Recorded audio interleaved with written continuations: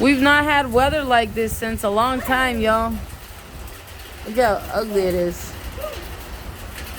But I believe that this weather comes as a blessing and a stern warning from the 751 indigenous children, plus the 280 from Kamloops, plus my aunt and my uncle that passed away, plus my other aunt as well.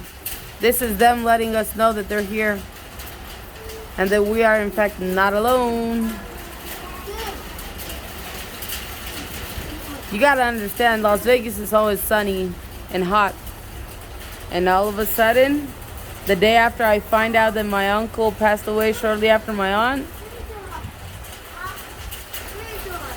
look at this.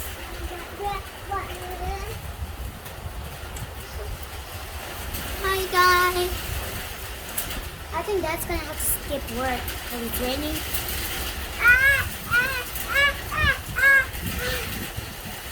Oh shit, that means he needs a jacket.